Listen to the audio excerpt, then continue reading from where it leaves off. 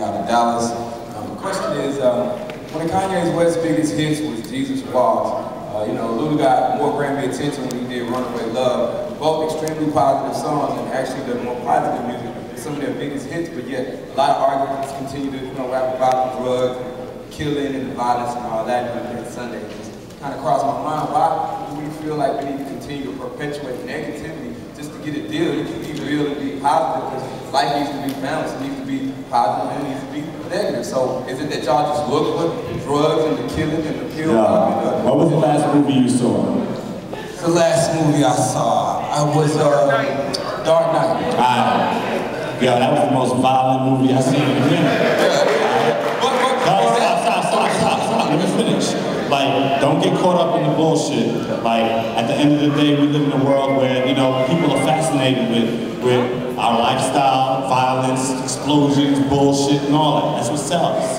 And at the end of the day, we are in a business. And I want to make money just like the next man. And if the kids want to hear the stories about how, you know, somebody's hustling, doing that, doing what it is, that's what it is. It's just a story at the end of the day. You know, I can't help what anybody else does, you know, and how they move. All I can do is worry about how I move, you know? Yeah, I don't think labels don't look for that kind of stuff or violent artists. Kanye's story is different from Jeezy's story. And it just, you know, less people, or I should say less people maybe in the urban community or in the hood are going through Kanye's story. More people are going through Jeezy's story so they can relate to it. They just grasping on to what they can relate to. That's where I grew up. I grew up in the hood in the Bronx. My cousin was a crackhead. He sold my clothes, he sold my TV. Like, so I can relate to what niggas is telling hustler stories or that kind of stuff. And I think a lot of people can.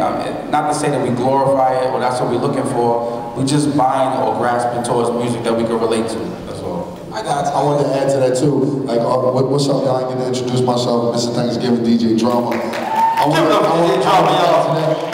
Like, a lot of times you have to understand too, like, you know, just because an artist may come out and,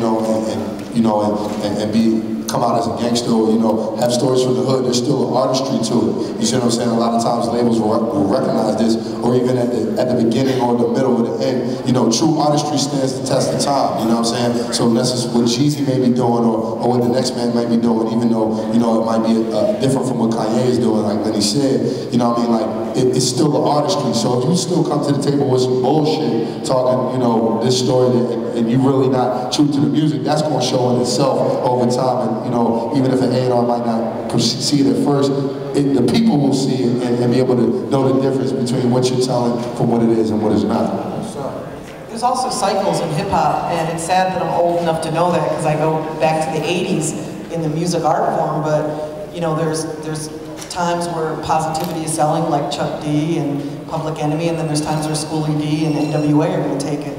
It's just the nature of anything to have cycles. I guess, and it's just not even that it's being done, it's just how you do it.